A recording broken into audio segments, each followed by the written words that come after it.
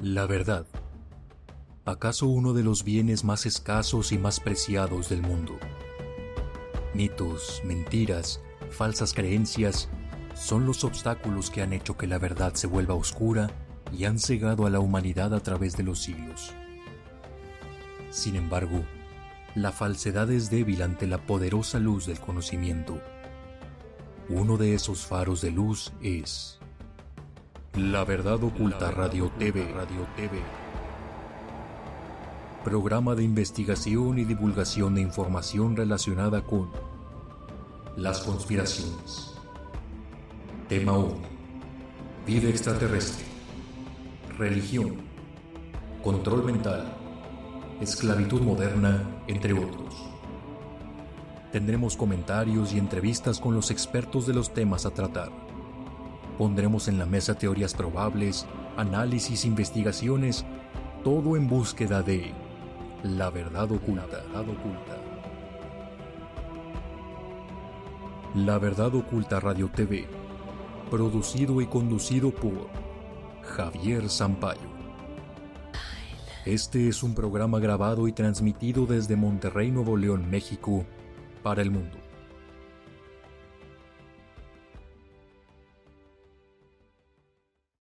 Hace unos momentos, antes de que nos boicotearan el video, que por eso se cortó, alguna entidad etérica o algo frenó el video.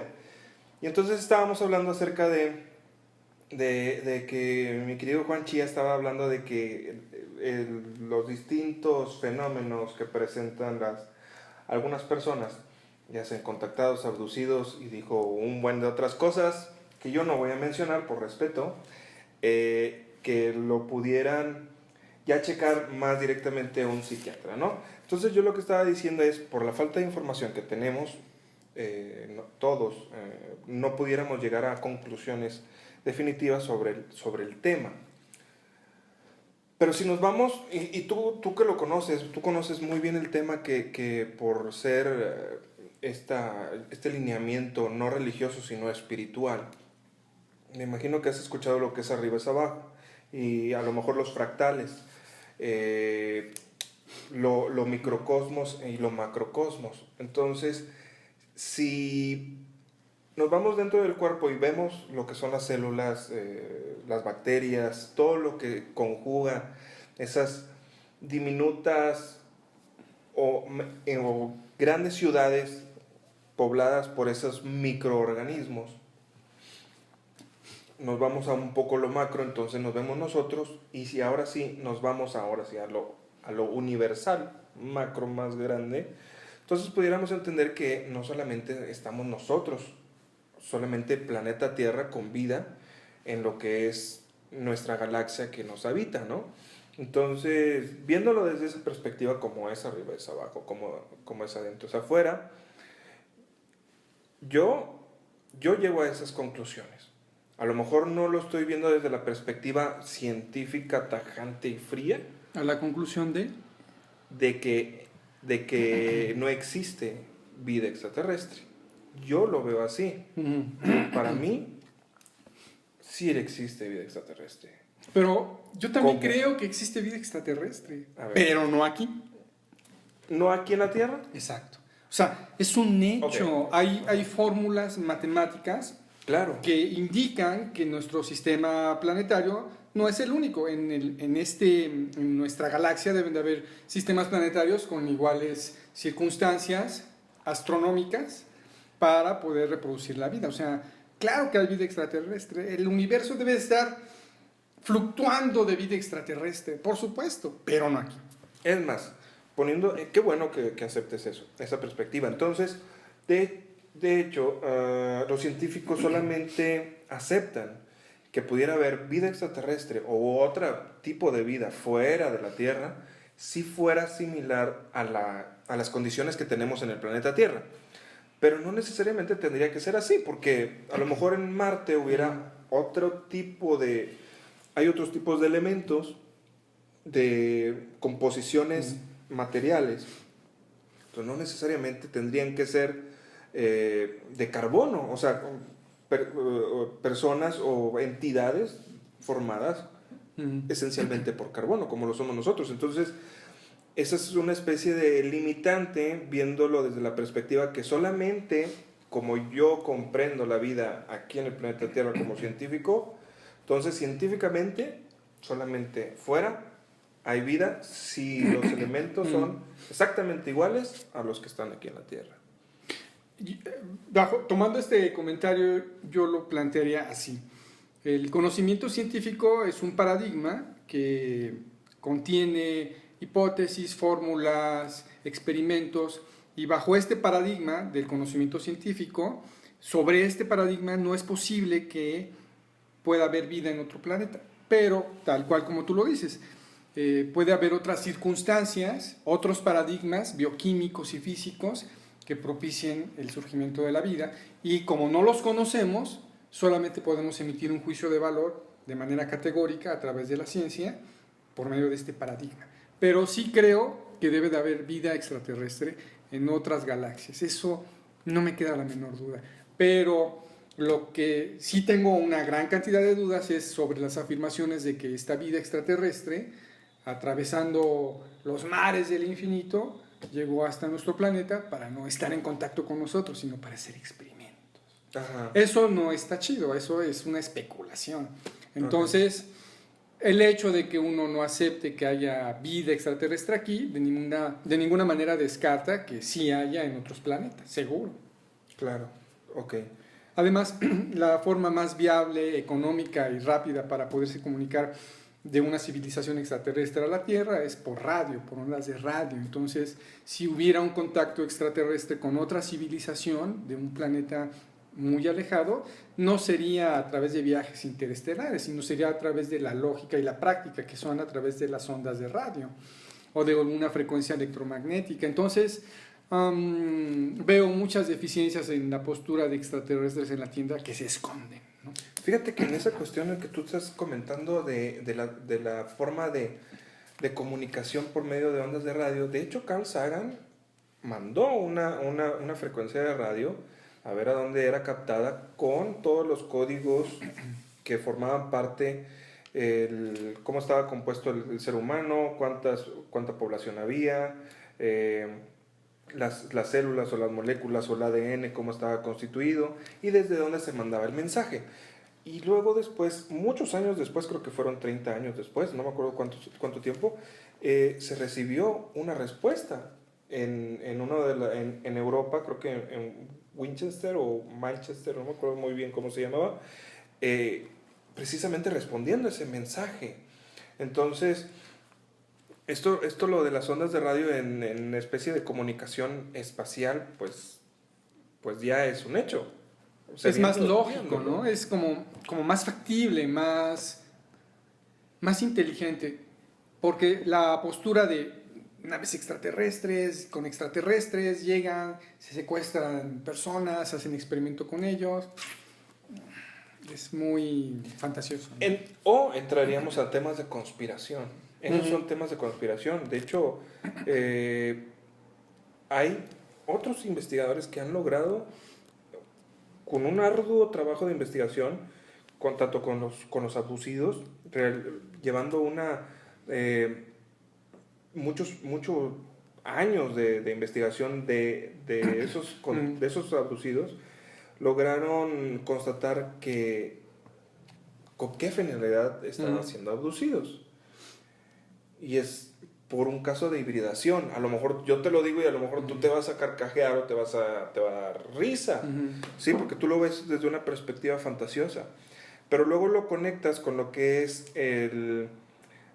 la matanza de ganado, la mutilación de ganado, que es otro fenómeno muy extraño que se le llegó a achacar al chupacabras, a los ataques de chupacabras, de hecho a sectas satánicas también.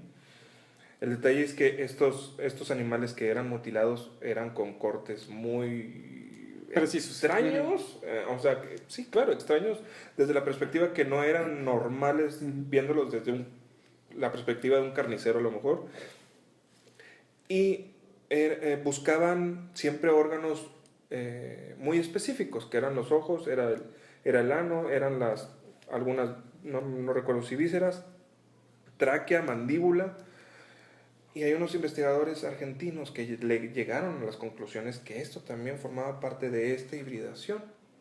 Es una investigación muy pesada y está muy interesante. Y eso confirma, o bueno, nos da más o menos pie a por qué es que nos visitan. Yo desde mi perspectiva, no nos visitan, ya están aquí. Nosotros no vivimos adentro de la Tierra, muy probablemente ellos sí. Yo sé que tú supiste que hubo un momento en el que hubo un meteorito, y de hecho Jaime Maussan lo presentó. Hubo un meteorito que estaba enfilado y en colisión al planeta Tierra. Por alguna extraña razón, este meteorito se desvió. Y entonces empezaron a decir, no, es que los seres extraterrestres nos ayudaron y lo desviaron. Y a ver, llegué a comprender que en realidad no es tanto que ellos estuvieran afuera y que nos hayan ayudado a desviarlo, ¿no? Sino que muy probablemente ellos están adentro, ellos viven aquí también. Entonces a ellos no les conviene que vaya a llegar un meteorito y vaya a crear una hecatombe y también termine con el lugar donde viven ellos también. O sea, hay pruebas desde hace muchos años en pictogramas que hablan sobre evidencias de seres no humanos. Muchísimas. Sí, que pudieras decir, a lo mejor, o otras personas pudieran decir, que de hecho le mando un gran saludo a mi amigo César Buenrostro, un escéptico de corazón con el cual también ya me he agarrado muchas veces, y dicen que también pudieran ser representaciones de imaginación, o sea, simplemente creatividad, ¿no? Creativas y bueno. El detalle es que cuando empiezas a comparar estas imágenes en Australia y las empiezas a comparar en Perú y luego las comparas en México, en la India, entonces algo está pasando allí. ¿Me explico? Eso es lo que yo quería decir. O sea, está bien, ok. Me encantó, pude dejar callado a Juan Chía. Es para mí, eso es un logro. ¡Súper logro! Muchas gracias por no refutarme lo que acabo de decir. Pues es que... Es mi perspectiva, la respetas. Okay. Muy bien. No, pero como, ¿por dónde quieres que empiece? Es que fue así como que mucho y dije, bueno, ¿por dónde empiezo? O sea, yo entiendo que hay una gran necesidad de encontrar respuesta a ciertos misterios. Hay misterios en la naturaleza, incluso hasta en la conducta humana.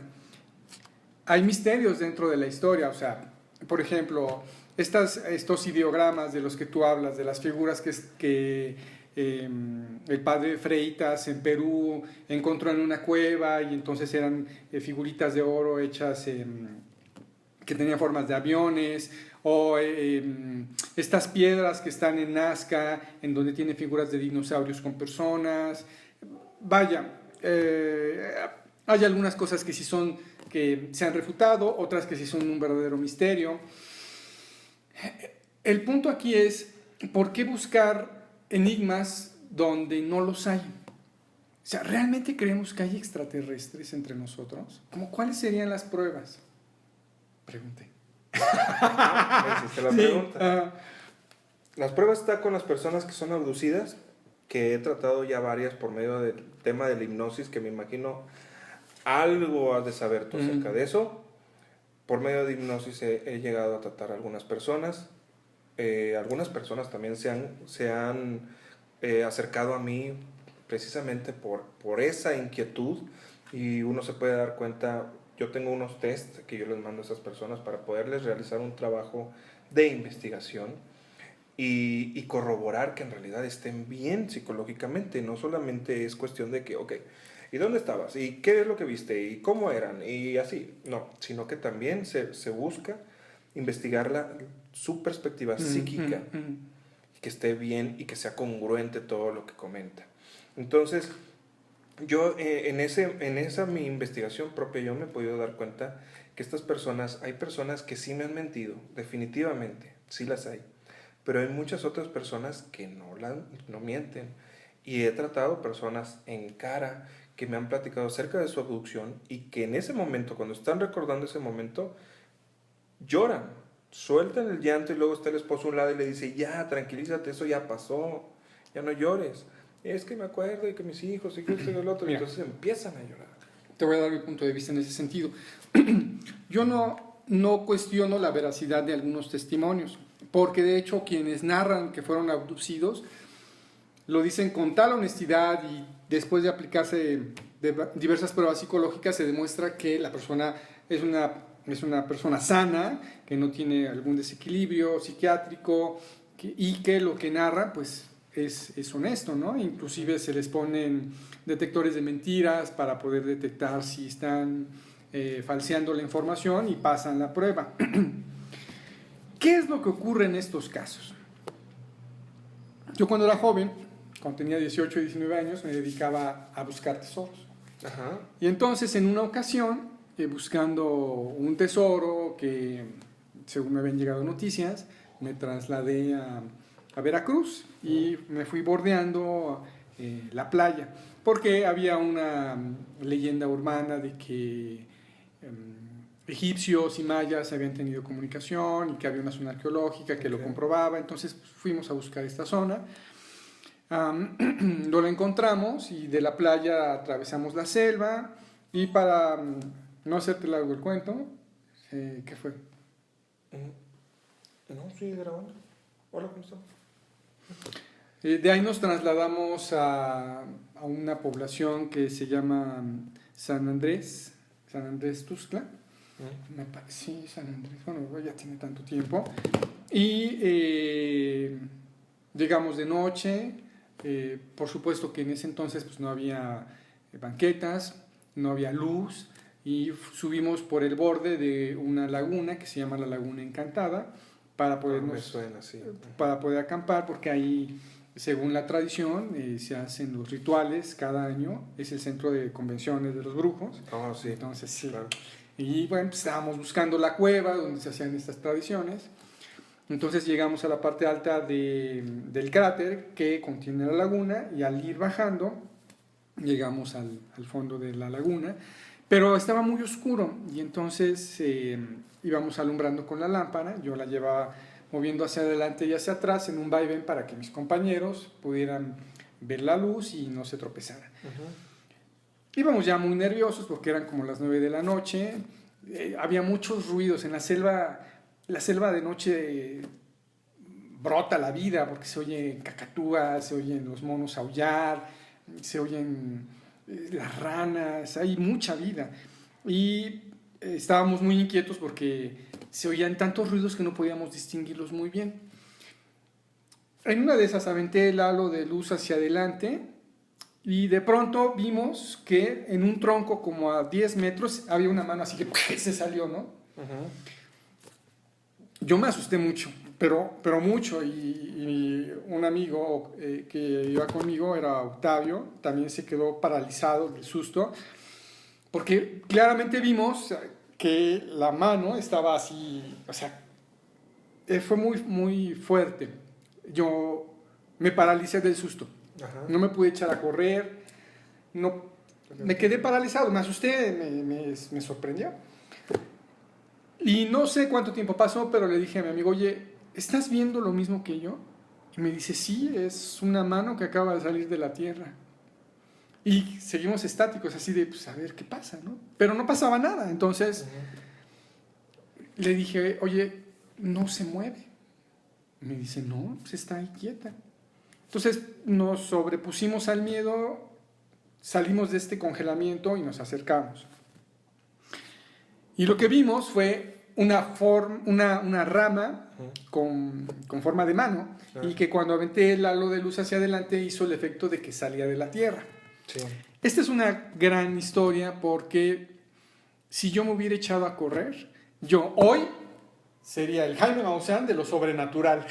De las manos que aparecen de la tierra. Yo te diría, claro. ¿sabes? Hay zombies en la tierra y entonces nada más están esperando a que no haya evidencia de seres humanos para salir de la tierra, y los intraterrestres existen. Yo los vi. No te estoy mintiendo. Porque tuve una experiencia que fue percibida de tal manera en que la vi como real. En ese mismo sentido, creo que le pasa a los abducidos. Yo creo que ellos tienen algún tipo de experiencia que les hace creer que es real. Dicen la verdad, es decir, su verdad, es su experiencia, no mienten, la vivieron como tal. Pero habría que cuestionarnos caso por caso, ¿realmente será así? Te digo, si yo en ese momento, cuando vi esa mano que salía de la tierra, me hubiera echado a correr, hoy por hoy estaría escribiendo libros sobre los muertos que están en la tierra y que sobreviven y salen de la tierra. Qué bueno que contaste esa historia. Y me doy cuenta que basándonos en esos hechos, hay situaciones que pues definitivamente no están en nuestras manos, pero hay situaciones en cuanto a estas personas que son abducidas,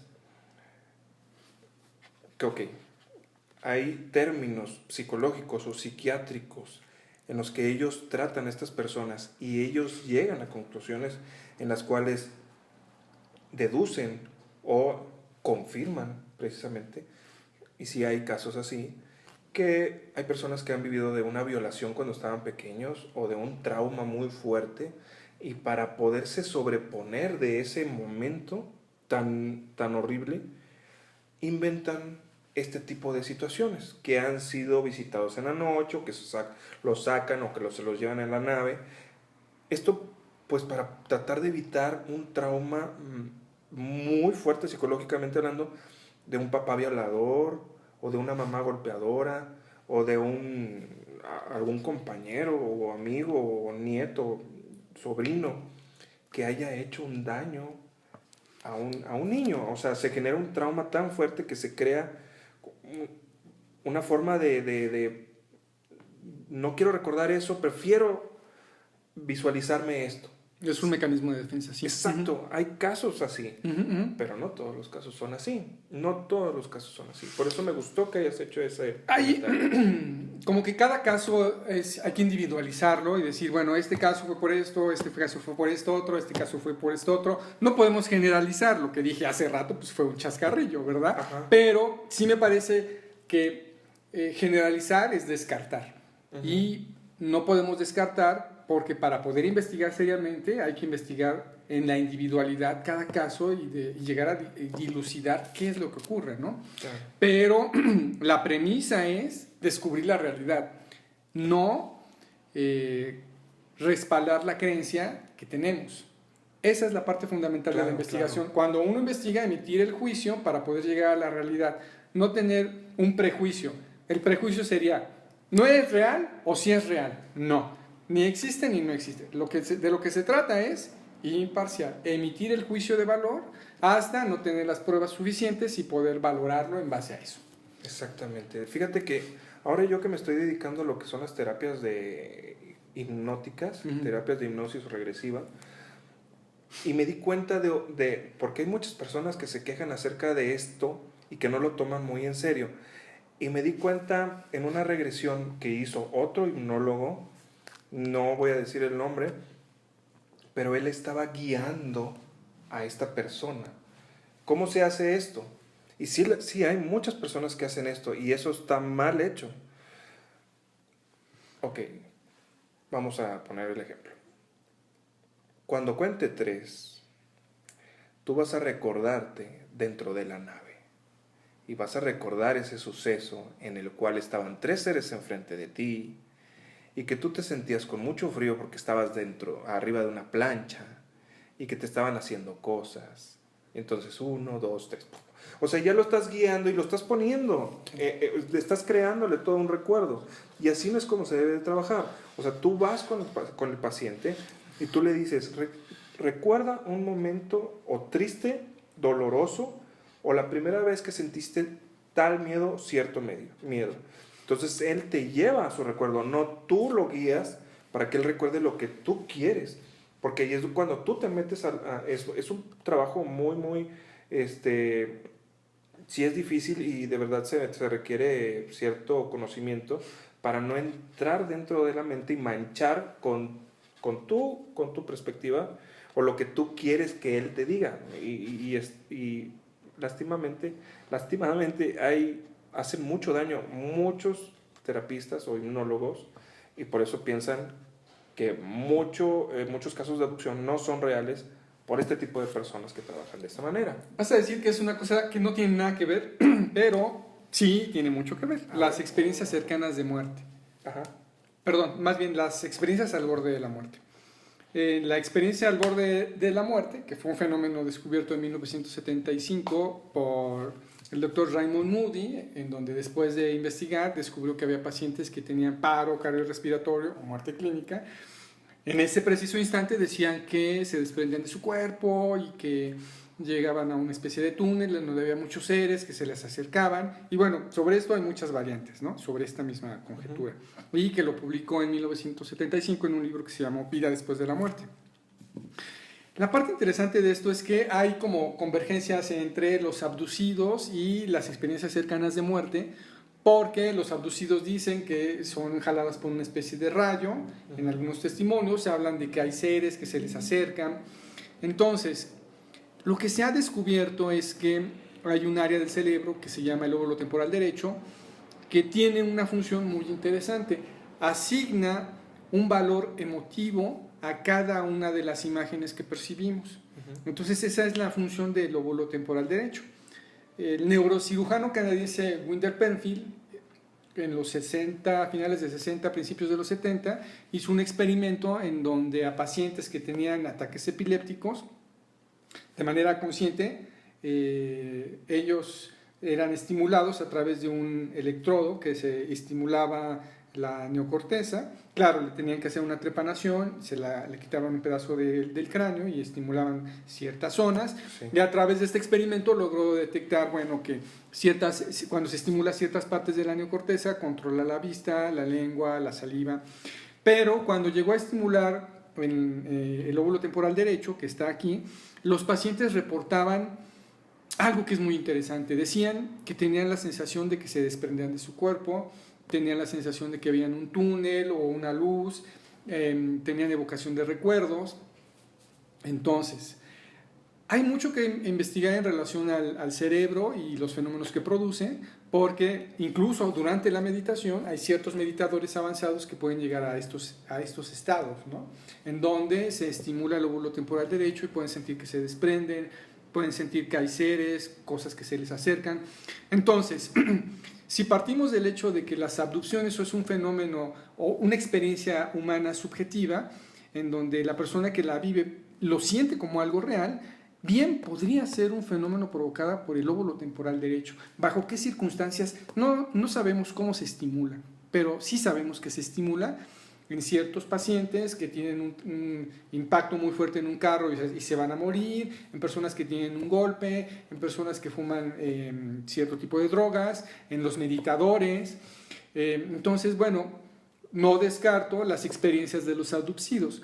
Lo que descarto es que sean extraterrestres. Me parece que el fenómeno, si se busca una perspectiva más terrenal, más científica, se pueden encontrar como explicaciones más lógicas. Entonces, sí creo que puede haber testimonios de abducidos reales, pero me parece que pueden ser enfocadas desde otro punto de vista, dentro del campo de la neurofisiología, ¿no? Okay. Entonces, creo que no estamos peleados en el tema, la única variación que tenemos es como la postura, ¿no? Claro. ¿Desde dónde lo queremos ver? ¿Bajo qué paradigma queremos analizar? Ok, perfecto.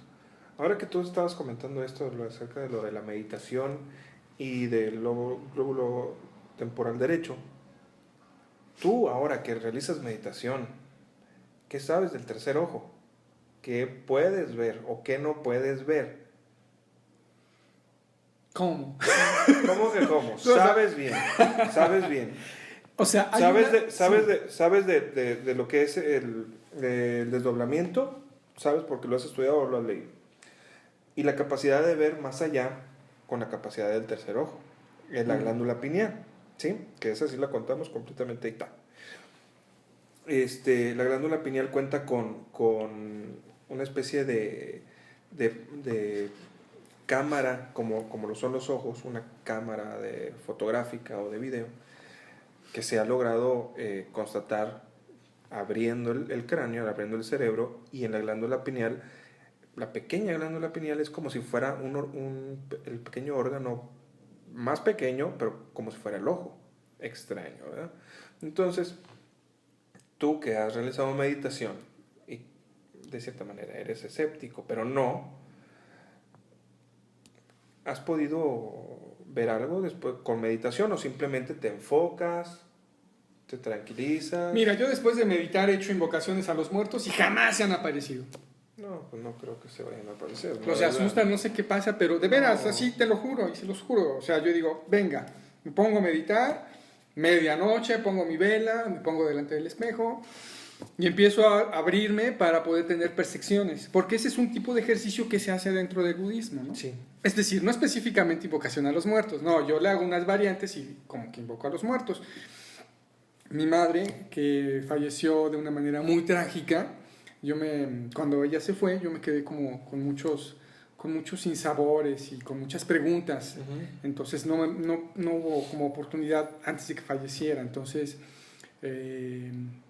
a mí me encantaría saber si mi madre está, no solamente que esté, sino también me encantaría saber ciertas cosas que ocurrieron en ese momento en que falleció. Entonces, a partir de su muerte, yo me obsesioné por el tema, pero específicamente ya un tema personal, y entonces incursioné en un área que pues es un poco escabrosa y hay que tenerle muchas reservas, que es la invocación a los muertos, ¿no? Sí. Pero se necesitan ciertos elementos para poder tener acceso a esta realidad subyacente que aparentemente sí existe, y una de ellas es la meditación. Yo he meditado desde hace 4 años de manera continua, todos los días, y he hecho algunos experimentos y conscientemente durante los experimentos jamás ha pasado absolutamente nada. Y créeme que lo hago queriendo que pase algo. Y nunca he visto nada. Lo que sí es que he sentido que me he vuelto más perceptible a las emociones. Okay. O sea, percibo más a la gente. Eso sí. Pero esto no es un don sobrenatural, sino es como ir afinando los sentidos, ¿no? Yeah. Y en el caso específicamente de lo que estás hablando del tercer ojo, bueno, toda la teoría del tercer ojo surge a través de un escritor que se llama Lobsang Rampa, que él, a través de sus 4 o 5 libros, hablaba sobre los viajes astrales, hablaba sobre el halo de plata, que era este cordón que te sostiene. Pero cuando los investigadores escépticos empezaron a darse cuenta de ciertas incongruencias de las que él describía, porque él decía que era una especie de monje tibetano, y al narrar en sus libros sobre ciertas tradiciones tibetanas, los expertos en budismo tibetano y expertos en culturas tibetanas, chamaicas, dijeron, pues es que como que eso no me suena. Y al investigarlo se dieron cuenta que pues, Lobsang Rampa no era quien decía ser, era un escritor que usaba ese seudónimo y jamás había ido a la India ni al Tíbet. Lo interesante de todo esto es que a partir de unos libros que fueron escritos por un inglés que nunca fue al Tíbet ni a la India y que no era Lobsang Rampa, se creó todo como un concepto alrededor de los viajes astrales, el tercer ojo. Entonces, yo que estudio budismo y no me he especializado, pero conozco un poquito más de budismo tibetano, que es la esencia pura del budismo. No hay tercer ojo, no hay cordón de plata, no hay viajes astrales. Entonces, tomando en consideración que el budismo es un conocimiento arraigado en las tradiciones tibetanas, pues descarta por completo todo lo que dice Lobsang Rampa del tercer ojo. En el budismo, que es mi mayor aproximación al tema, no hay viajes astrales. En el budismo no hay tercer ojo, en el budismo no hay toda esta propuesta. Entonces, mucho me temo, sí, que lo que ocurre cuando una persona dice que tiene un viaje astral, tiene otros nombres, hay otros enfoques, pero no es el enfoque que tiene Lobsang Rampa, ese enfoque esotérico. Hay otras perspectivas. Volvemos a lo mismo. O sea, hay fenómenos que son reales, es decir, personas que dicen que sienten que se desprenden de su cuerpo. Es un fenómeno, es una experiencia humana subjetiva que puede ser analizada desde varios puntos de vista, pero no necesariamente tenemos que caer en el terreno del esoterismo. Sí. Como que esa sería una perspectiva no muy objetiva. Hay otras formas de poder abordar un fenómeno que sí puede ser real, pero con un análisis diferente, ¿no? Ok, ahorita que toca lo del budismo, y que estamos hablando acerca de esto, y tu conocimiento en cuanto a esto, ellos sí creen en la reencarnación. ¿Tú crees en la reencarnación? No. A pesar de que practicas el budismo. Ahí te va. En el budismo hay dos corrientes muy importantes, que es el budismo Mahayana y el Theravada. El Theravada, el budismo Theravada es como muy ortodoxo, es, por llamarlo de alguna manera, el original. Okay. Por decirlo de alguna manera, no quiero ofender a los del budismo Mahayana, ¿no? Ajá. Sino los primeros escritos que se hicieron a través de los discípulos de Buda, porque Buda no los escribió, se hicieron 100 años después de su muerte y fue a través de la tradición oral, y estos primeros escritos son los que fundamentan y dan forma al budismo Theravada. Pero el budismo al final se fue diseminando a otros lugares como al Tíbet, a China, Japón, a Malasia, y se hizo una especie de sincretismo en donde, por ejemplo, el budismo Theravada, cuando se fue al Tíbet, se mezcló con las creencias chamaicas y dio un budismo muy espectacular, con mantras, con ciertos más budas y unas deidades, no me acuerdo, Tera o Mara, que es una semideidad que ayuda a tener las mismas virtudes que Buda. Pero el hecho aquí es de que el budismo Mahayana, que es el que se deriva del Theravada, tiende a mostrar una postura más hacia los dioses, más hacia cuestiones espirituales, y el Theravada es incluso un poco ateo, porque a Buda, en su esencia más pura, no se ve como un dios, sino se ve como una persona iluminada, sí, que te enseña los pasos para que tú también puedas llegar a la iluminación. Sí. Pero en el budismo Mahayana sí hay algunas derivaciones que ven a Buda sí como una deidad, incluso hasta hay como unos cielos, y entonces hay que tener mucha reserva porque ahora ya está como todo muy mezclado, y entonces se cree que, por ejemplo, las reencarnaciones es como algo muy sólido del budismo. Hay varias corrientes dentro del budismo, ¿no? Ah, ok. Entonces esas dos vertientes tocan fibras distintas, pero la raíz es la misma. Sí. Los discípulos fueron los que escribieron las escrituras de Buda. Buda no escribió nada. No. Igual que Jesús. Jesús no escribió nada. Los discípulos fueron los que escribieron todo y se formó la religión.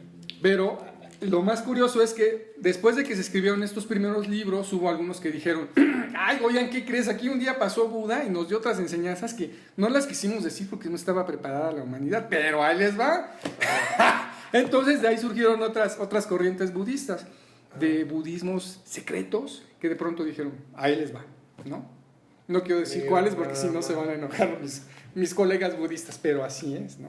Entonces, regresando al punto de la reencarnación, yo no creo en él y me voy a basar en la filosofía de Buda. Buda lo que dice es: yo de lo que te enseño, toma lo que te sirva, lo que no, hazlo a un lado. Claro. Entonces, aquí voy a hacer exactamente lo que Eso es muy inteligente. Buda me enseñó, que fue: yo tomo esto, lo que me sirve para mejorar mi vida, para ser mejor persona, para tener mejores pensamientos, y lo que no, ahí se va. Y en este caso del budismo, la reencarnación, yo no la asumo como tal, no creo en ella, y la hago así de lado. Ok, perfecto. Me queda claro. Bueno, ahora, dinos por favor, hace ratito me estabas comentando que tu canal de YouTube probablemente vayas a subir nueva información, nuevos programas. Hay un proyecto ahí. Sí, yo decidí hace muchos años no estar en los medios de comunicación, sino más bien me dediqué a divulgar información a través de escritos, artículos, libros. estuve aprendiendo de un montón de temas, pero ahora salgo de este periodo de oscuridad en donde medité, reflexioné, aprendí, estudié y conocí, y me doy cuenta que hace falta como hacer nuevas propuestas en cuanto a ideas, emociones y pensamientos. Entonces, sí es un experimento en donde voy a exponer mis ideas, que muy seguramente muchos no van a estar de acuerdo, pero es mi perspectiva y me parece que es importante dar perspectiva, ¿no? Claro. El mundo ahorita necesita como sentar los pies, porque me parece que hay una diversidad de opciones y de ideas y de conocimientos, comportamientos y rutinas que son perjudiciales para el ser humano, para la naturaleza, para la tierra, para todos. Entonces, yo no me quiero quedar callado observando cómo se destruye el mundo, se destruye a las personas, se destruye la vida, se destruye a los animales. Me siento muy indignado de ver cosas que están pasando y no quiero quedarme con las manos atadas. Quiero expresarlo a voz abierta y hacer señalamientos muy directos sobre lo que debemos de hacer para cambiar. Entonces, bueno, voy a hacer un videoblog para mostrar mi perspectiva y tratar de abonar al bien común. Claro, eso está muy bien, porque en realidad hay una frase, no me acuerdo muy bien cómo va, pero dice, el mundo es peligroso no por las personas que hacen cosas malas, sino por las personas que ven que las hacen y todavía las dejan que las hagan. Entonces, es bueno que pongas tu granito de arena cuando tú estás viendo que en realidad hay muchas cuestiones que se pueden mejorar y que puedes dar tu granito de arena. Qué bueno que te unas y que conozcamos esta nueva faceta de Juan Chía, que me parece muy interesante, muy humana, y es completamente distinta a la del personaje escéptico completamente. O sea, tienes una forma de ver las cosas muy particular, y se respeta completamente. O sea, tu forma de pensar es muy bonita, es única en realidad, y me gusta. No sé si te gustaría dejar para las personas que te ven, que te siguen y que te han seguido desde hace muchos años, un mensaje, unas palabras para ellos o unas palabras acerca de ti, lo que les quieras expresar. Me parece que hoy por hoy el mundo está en una severa crisis y la sociedad se está fragmentando. Y si hay algo que yo pueda aportar es decirles que tenemos que actuar a favor del bien común, tenemos que actuar a favor de la naturaleza, tenemos que actuar a favor de la ética, a favor de la justicia y a favor del bien común. Hoy más que nunca necesitamos unirnos y tener una conciencia plena de que todos nuestros actos tienden a repercutir en el medio ambiente, en la naturaleza y en la sociedad. Pido un ejercicio de humildad, pido un ejercicio de empatía con las personas que están en desgracia, pido sensibilidad, pido algo que se oye muy trillado, pero la verdad nos hace mucha falta, que es amor, compasión y misericordia. Ejercítenlo, promuévanlo, enséñaselos a sus hijos, porque hoy más que nunca lo necesitamos. Y si hay algunas palabras con las que me pueda despedir, serían precisamente esas. Y bueno, agradecerte el tiempo, la oportunidad, y saludando a todos los seguidores de este canal. Y bueno, gracias por la plática, fue muy divertida. Y por el tiempo. No, de nada. Muchas gracias a ti por recibirnos aquí en tu oficina. Ahora, las personas que se quieran comunicar contigo o que quieran buscar el canal, ¿cómo te encuentran? Bueno, el canal lo pueden encontrar a través de YouTube, el buscador, que es Juan Chía, o a través de mi correo, que es juanchia@hotmail.com, todo en minúsculas y pegado. Perfecto. Pues muchísimas gracias. No, al contrario. De verdad, ustedes pueden darse cuenta que entre diferentes tipos de pensamiento, de todas maneras nos llevamos muy bien, y en realidad fue una plática muy amena y divertida, y fluyó muchas cosas, hubo mucha información, me encantó. Fíjate, este concepto de que, sí, yo investigo y voy a ser serio, y voy a tener mi pipa, Ajá. Son estereotipos, ¿no? O sea, Claro. si investigas no quiere decir que sea serio o formal, Exacto. ¿no? O sea, pues hay que reírse, hay que divertirse, a las cosas hay que darle su justo valor. Es parte del ser humano, ¿no? O sea, tampoco podemos ser acartonados. Y por eso cuando me escribiste que decías que si sentía que yo me había sacado de onda, ¿te acuerdas? Que Ajá. te decía, no, yo fuera protocolos, ¿te acuerdas? ¿no? Sí, sí, claro, porque en realidad yo fui muy efusivo. La primera carta que yo le mandé, de hecho, la recuerdo, le dije, tú eres el temible Juan Chía, el temible y verdadero Juan Chía, es lo que le dije, y me dijo, sí, sí, yo soy. Y me contestaste también, y luego después le mandé el mensaje de que, bueno, discúlpame si, No, pero si acaso es que la carta que te envió fue en un tono un poquito más irónico, así. Ajá. Fue en ese sentido, pero no la cachaste así como... O tal vez me faltó ser todavía más irónico, pero sí fue con un sentido irónico. ¿Cómo crees? Bueno, pues nos despedimos. Muchísimas gracias, Juan Chía. Espero que les haya gustado mucho la entrevista. Visiten al blog de Juan Chía próximamente. En YouTube. Mucha información va a sacar. Y pues bueno, pues nos vemos a la próxima. Espero que les haya gustado. Muchas bendiciones y nos vemos. Adiós. Adiós. Si te gustó nuestro trabajo, ayúdanos a crecer dando un me gusta, un comentario y compartiendo este video. Agregarnos en tus redes sociales como La Verdad Oculta Radio TV. Te recomendamos visites las demás interesantes entrevistas en este canal. Gracias.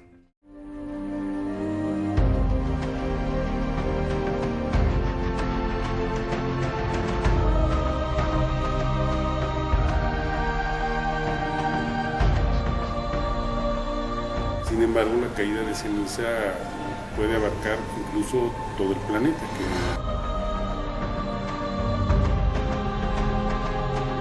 En cuanto a las bases extraterrestres,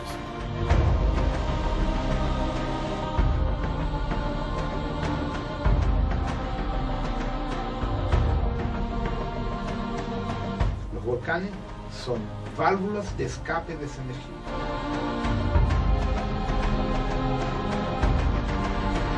Lo que creo es que hay una gran esperanza para el mundo.